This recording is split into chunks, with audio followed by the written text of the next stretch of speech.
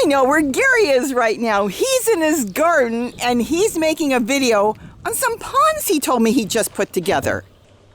Hi everybody, it's Robbie from Southern California and Gary, because today it's not going to really be on me. You already know, most of you, if you're watching us, that I do a lot of container gardening because that is my thing. This property here, though it's so big and looks nice, is all clay.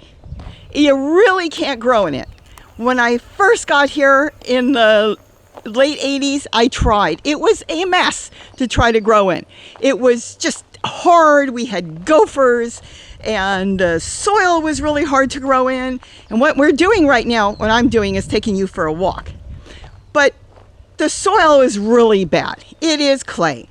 You can fix it. It can cost a fortune. I used to have to buy lots of garden soil every year just to try to get the soil to work for me.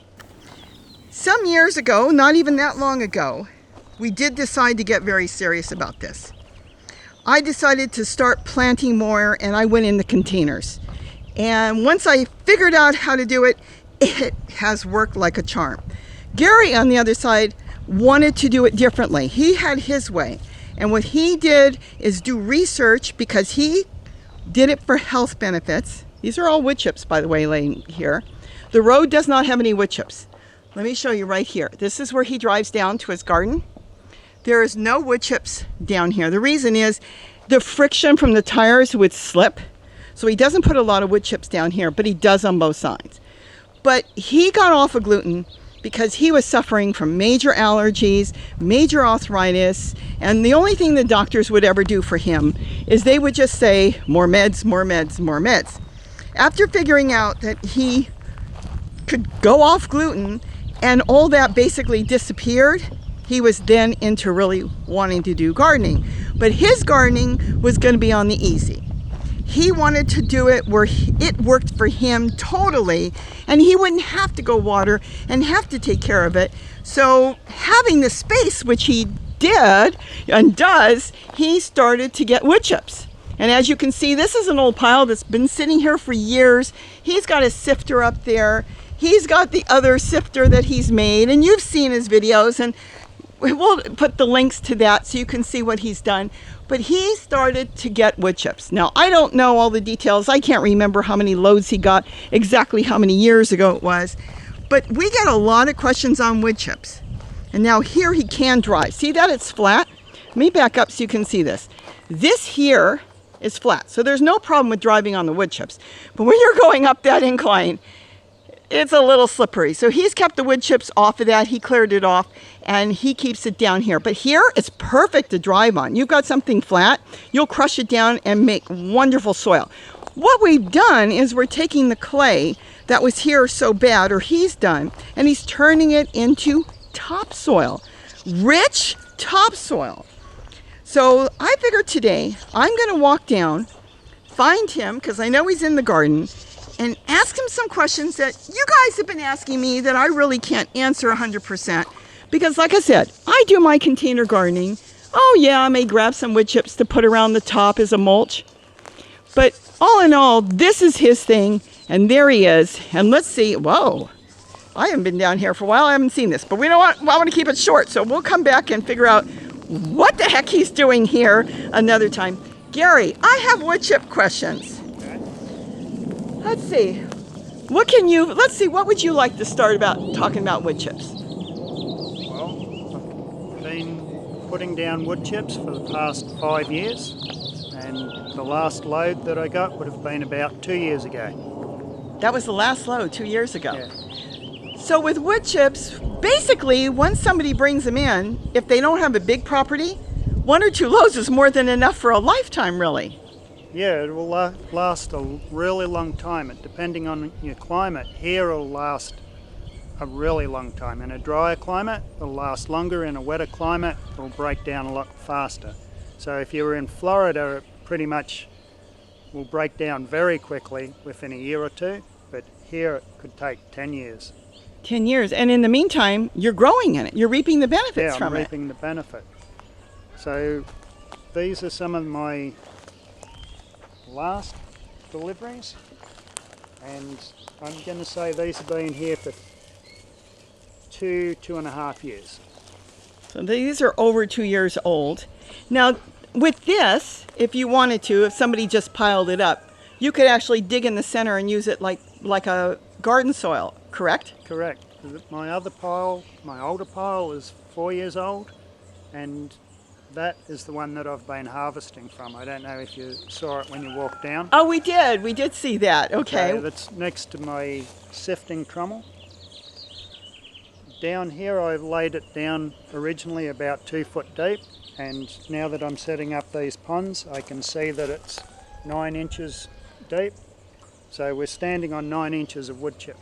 This is 9 inches of wood chips. Wow. Yep.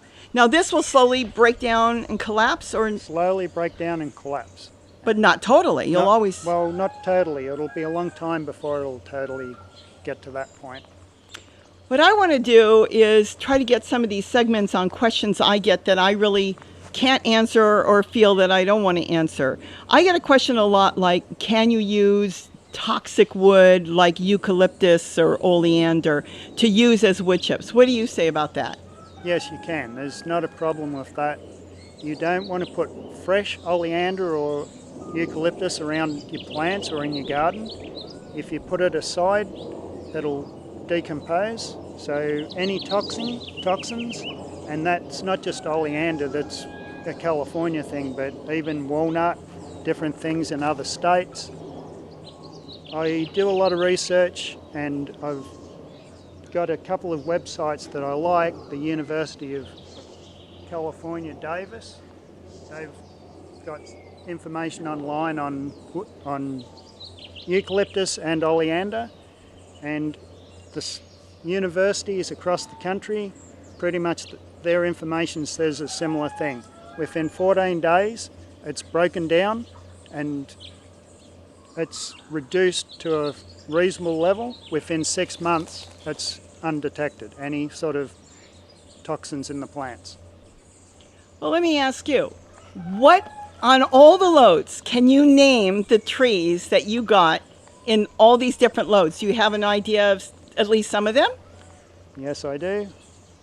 Eucalyptus, avocado, walnut, pecan, pretty much trees from all over the world can be grown in California. So we've got a wide variety. You've gotten cypress trees or? Cypress, pine, let's see, there's all sorts of different trees. That you've received? That I've received. Ash, yeah. I think you've even gotten, I know they're not trees, but I think you've gotten shredded up castor bean too, haven't you? Castor bean, whatever the tree trimming company's been working on. Citrus? Citrus, but I don't get citrus now. So, now they've got to destroy that, I guess, or whatever. Yeah.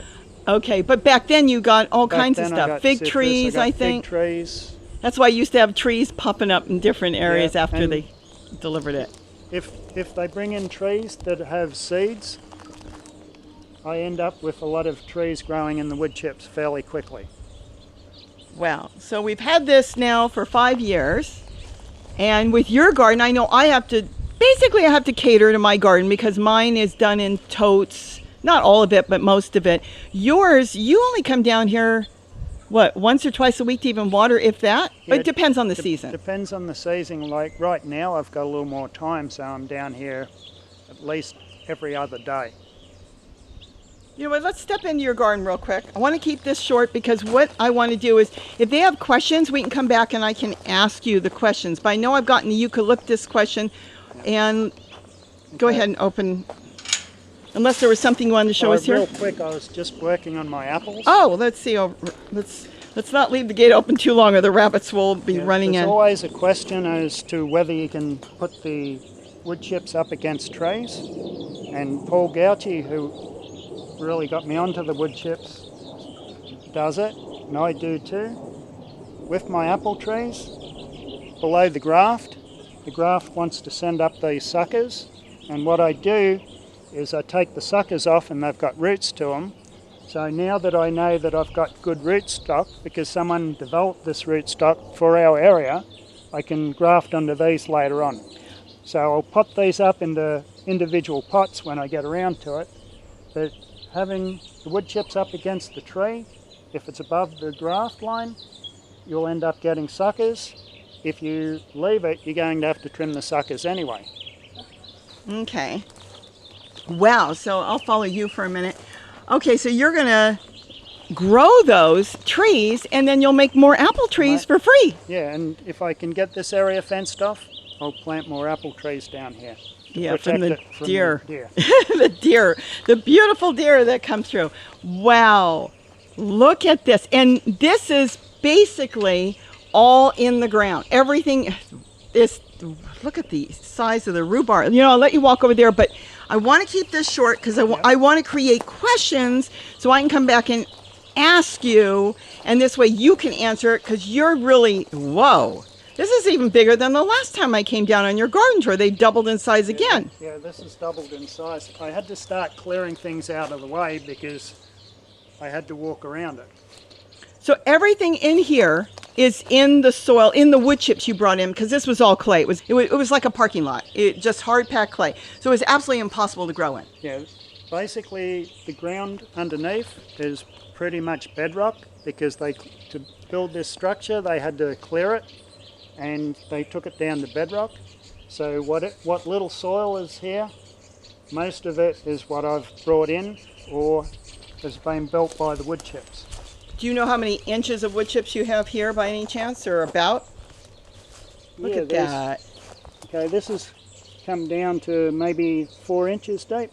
Oh, look at the worms. Oh yeah, there's worms and there's grubs. Green fruit beetle larvae. They're good at that stage. Yeah, they're good at that stage. They're good composting.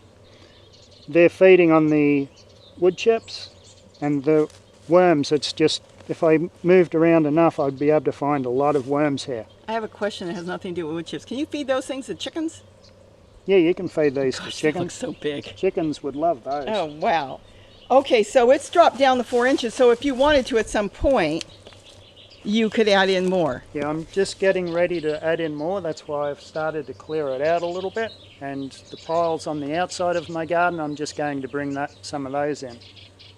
The average person that okay, you had bedrock here actually in this particular part of the yard. But the average person that has a yard with just soil that's not good, whether it's clay or sand, if they added in a good layer of wood chips, they wouldn't even have to think about for maybe 10 years to add in anything else after that, right? No, they wouldn't have to worry about it for a long time. It's a lot of work up front, but then you save time over the length of having the wood chips on the ground. So the only reason you have to add in more, let's say it's been 5 years, I guess you said, right? Yeah. Okay, the only reason you would have to add in 5 years is because this is like a parking lot. This was like almost like cement.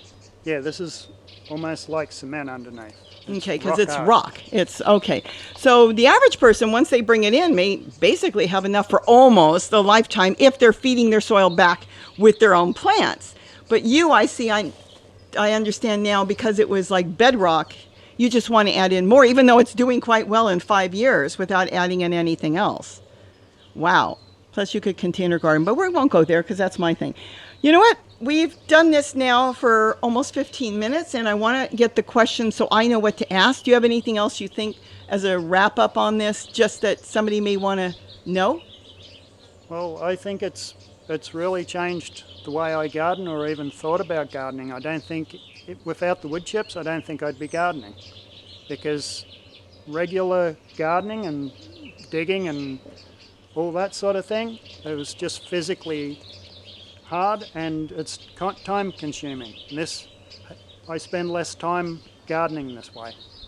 Well, before, when we used to garden way back, you had to buy garden soil and add it in, and that was constant. Once you grew in one season, the garden soil just dissipated and disappeared. You had to add in more and more.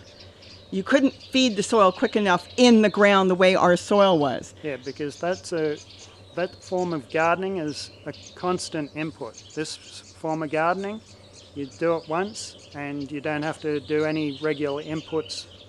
You know, maybe now, once a year, I just want to move the piles in. So technically, I don't have to touch this, but I just want to. So you're saying this would continue to grow for even many more years the way it is? Yes. Cool. The reason I want to go away from the piles, I've noticed that the wood chips will break down just as well if you lay them out flat. So the piles are harder to maintain because I have to irrigate them. I have a sprinkler system that I set up on top, and I have to keep them wet. So the main thing is the wood chips will not break down unless they're wet underneath to a point. You can't let them dry out. They need moisture. All right. Well, I think we've gotten this a good start, and we'll see what questions you've got, and then you can either do it on your own, or I'll run down here and find you. We'll do a follow-up on this. This is absolutely gorgeous. I haven't been down here for a little over a week. It seems like it changes daily down here. It's just like a forest jungle of food. Look at all the green matter. All right, well, I guess that's it. So I'm going to say have a wonderful day, and I'll let you take it from here. And with that, thanks for watching, and don't forget to eat what you grow. Bye-bye, everybody. Bye. 2 dragonflies, they're coming out of this pond. See that? That's where it came from. Where do you see? Oh, look. Oh, because I just saw it fly out. Yeah, it would have hatched early this morning. Yeah, no color, no nothing. It was like its first flight, and it was really hard. I wasn't sure if I was going to get dragonflies out of this pond because it's such a small amount of water. I expected to get dragonflies out of this one. I know there's nymphs in that pond because it's a larger volume, but this is a fairly small volume of water, and they can compete with the fish. All I needed to do is get some sort of bridge dropped into the water because they were having trouble climbing up the plastic. Your bridge is Malabar spinach? Yeah, the bridge is Malabar spinach. Over here it's sweet potato.